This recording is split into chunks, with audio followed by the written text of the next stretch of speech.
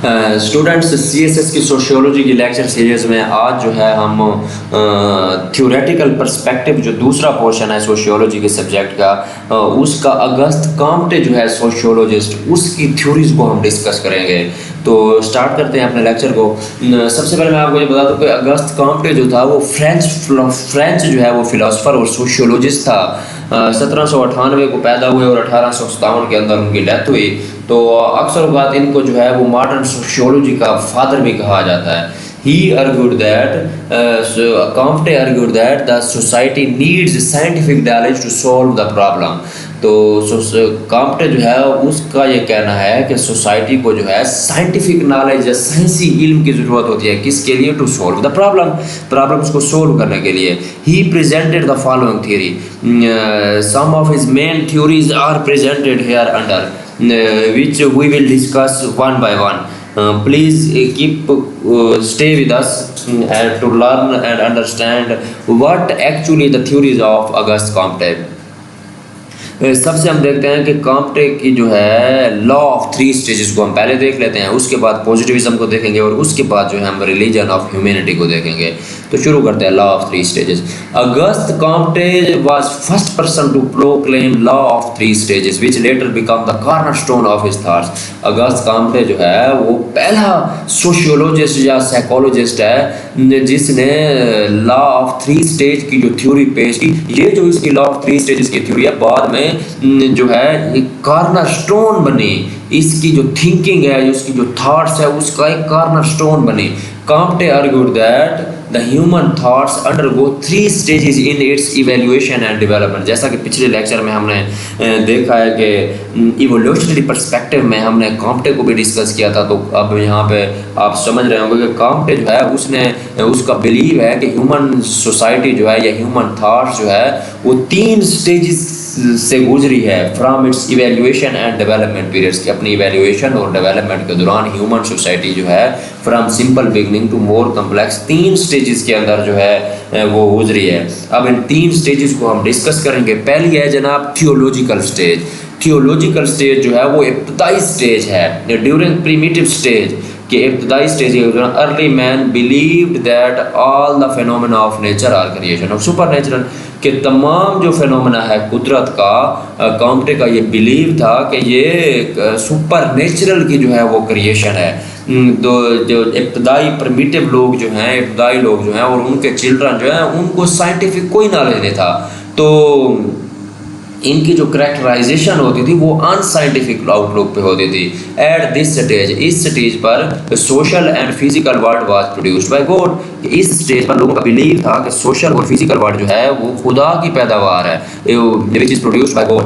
Early man जो था वो प्रिमिटिव मैन या अर्ली मैन जो था वो जो वेरियस फिनोमेनास और एट्रीब्यूट्स जो हो रहे हैं सोसाइटीज़ के अंदर, उनके काजेस और इफेक्ट्स जो हैं उनको साइंटिफिकली डिस्कवर करने में फेल हो चुका था। वो ये समझता था कि ये जितने एट्रीब्यूट्स हैं वो जितने फिनोमेनास हैं अर्ली मैन उनको एट्रीब्यूट करता था टुवर्ड्स सुपर नेचुरल को। कहते हैं ये सुपर नेचुरल की वजह से ये सब कुछ है। लिहाजा ये इब्तदाई सोसाइटी के अंदर लोग जो थे वो अनसाइंटिफिक आउटलुक रखते थे, उनको साइंटिफिक नॉलेज नहीं था। वो जो कायनात के अंदर वेरियस फिनोमेना हो रहे हैं उनकी नेचर, उनकी काजेज, उनकी नेचुरल काजेज को समझने में और उनको डिस्कवर करने में फेल थे।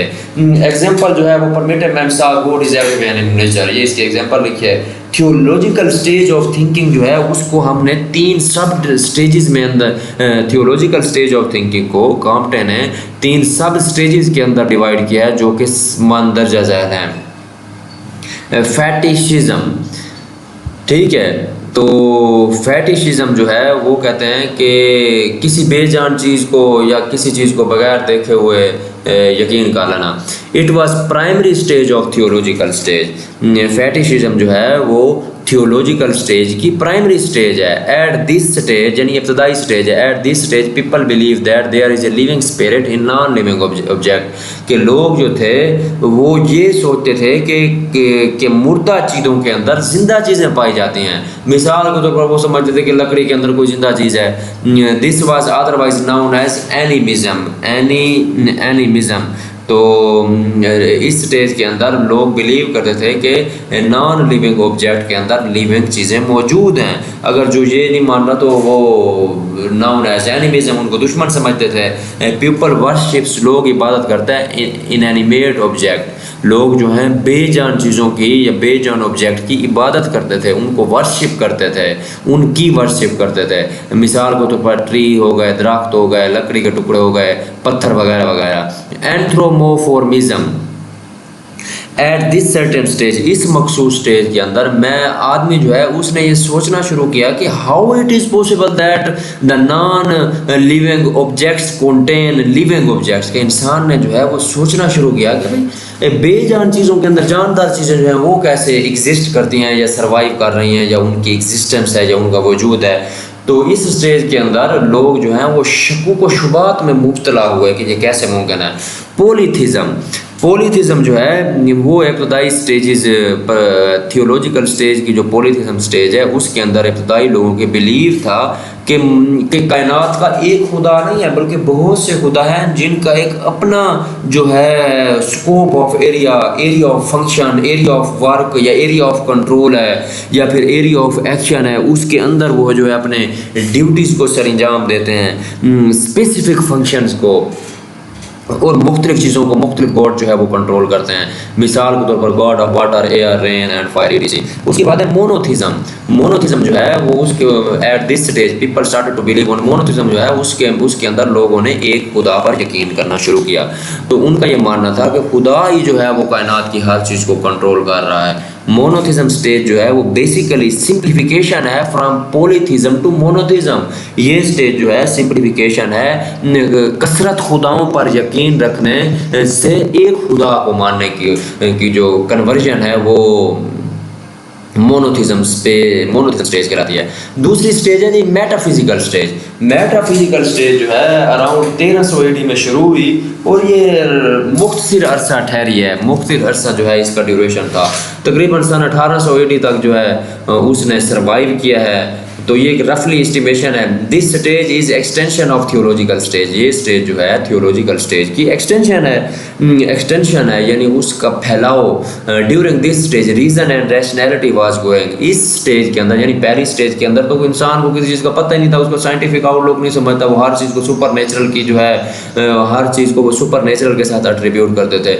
इस स्टेज के अंदर इंसान जो है उसने रैशनैलिटी और रीजनिंग पे तवज्जो देना शुरू की, यानी कि जो रैशनलिज्म है या रीजनिंग है वो ग्रोइंग होना शुरू हुई। Rationalism state that God is not behind directly of all the natural phenomena. Rationalism जो है वो ये बताती है कि खुदा हर फिनोमेने या हर अमल के पीछे डायरेक्टली मौजूद नहीं है, जबकि रीजनिंग स्टेट ये बताती है कि God is being abstract power, के रीजनिंग स्टेट बताते हैं वो खुदा जो है वो एक ख्याली चीज़ है।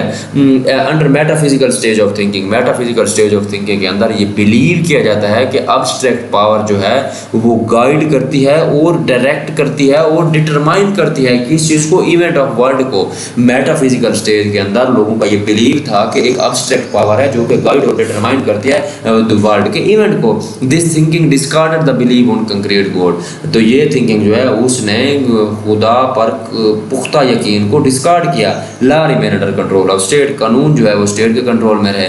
तीसरी स्टेज जो है वो है जी पॉजिटिव स्टेज। इस स्टेज के अंदर आमतौर पर पॉजिटिव स्टेज ये बताती है कि पहले तो थी जी थियोलॉजिकल स्टेज, उसके बाद थी थियोलॉजिकल स्टेज के बाद थी जनाब मेटाफिजिकल स्टेज जो है सन 1300 से 1800 तक रही, और 1800 AD में जो दुनिया है वो finally enter into A positive stage. This positive stage represent the scientific way of thinking. ये पॉजिटिव स्टेज जो है वो सोचती है साइंटिफिक वे ऑफ थिंकिंग के मुताबिक सोचती है, साइंटिफिक वे के मुताबिक सोचती है, साइंटिफिक वे ऑफ थिंकिंग को रिप्रेजेंट करती है ये स्टेज जो है। The positive and scientific knowledge is based on fact. ये पॉजिटिव या साइंटिफिक जो नॉलेज है जो फैक्ट और हकाइक पर मबनी है, हकाइक पर बेस करता है। This fact is gathered after observation and experiment. ये फैक्ट जो है हम ऐसे किसी की सुनी सुनाई बात पर यकीन किए बगैर ऑब्जर्वेशन, मुशाहिदात और एक्सपेरिमेंट करने के बाद जो है हम इसको गैदर करते हैं। The 19th century mark the beginning of positive stage. 19th century जो है उसने पॉजिटिव स्टेज को बिगनिंग, उसकी शुरुआत किया है, जिसके अंदर ऑब्जर्वेशन जो है वो ख्यालात पर डोमिनेंट हुई है, यानी observation predominated on imagination. Human mind left all the granted approach.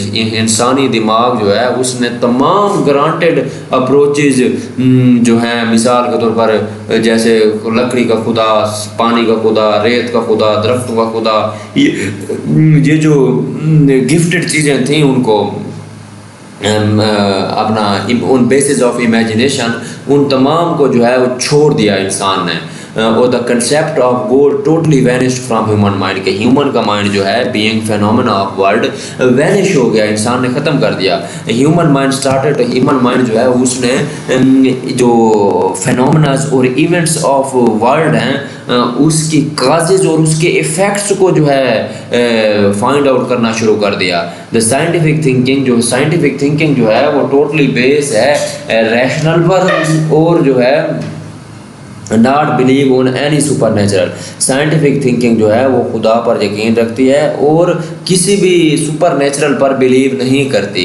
This stage is governed bye scientific guide. ये स्टेज जो है साइंटिफिक गाइड्स पर गवर्न करती है, साइंटिफिक गाइड्स के मुताबिक चलती है, जिस तरह साइंस गाइड करती है। साइंस की जो गाइड है वो बेस्ड होती है ऑब्जर्वेशन एंड एक्सपेरिमेंट, यानी कि साइंस जो है वो वैनिश करती है all the imagination we received from our four fathers.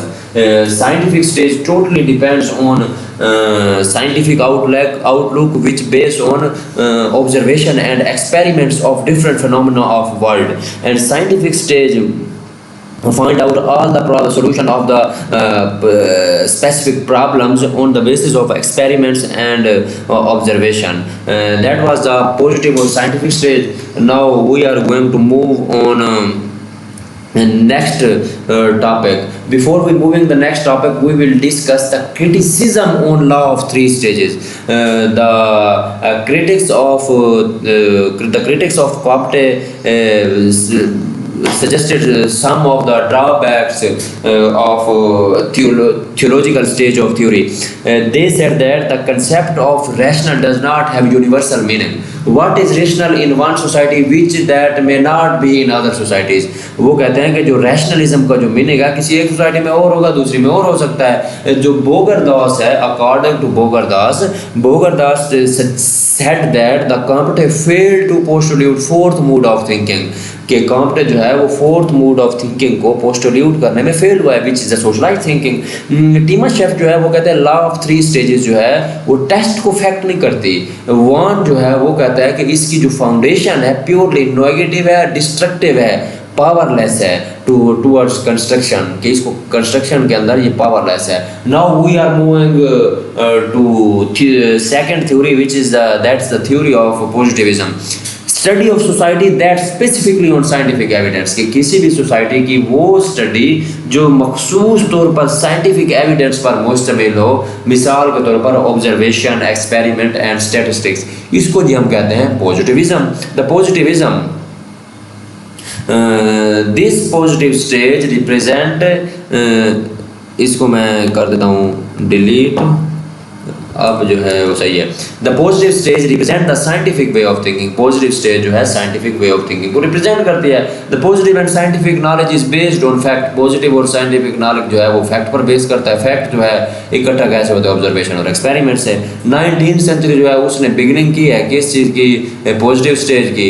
Positive stage के अंदर ऑब्जर्वेशन है वो प्री डोमिनेट करके इमेजिनेशन पर, यानी man left all the gifted imagination like tree, god of tree, god of milk, god of homes, building वगैरह वगैरह। तो human minds left all the grounded approach and concept of God totally vanish from human mind regarding, इसके आगे मैं लिख देता हूँ, regarding फेनोमेनाज, phenomena of nature, के नेचर के जो फेनोमेनाज है उसके अमल दरामद में इंसान जो है वो खुदा का किरदार, अल्लाह के किरदार को बैनिश कर गया है। उसके अंदर रैशनलिज्म और लॉजिक आई है।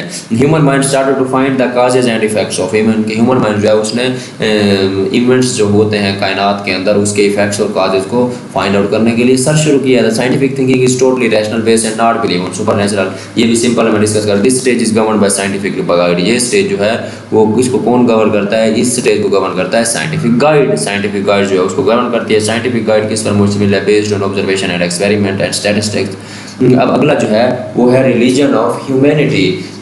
कॉम्पटे का जो रिलीजन ऑफ ह्यूमैनिटी है वो इसकी एक major contribution to the realism of social thought. Social thought के अंदर कॉम्पटे की रिलीजन ऑफ ह्यूमैनिटी जो है वो एक मेजर कंट्रीब्यूशन कंसीडर की जाती है। इसके मैंने कोई 4 फीचर्स आपको बताए हैं।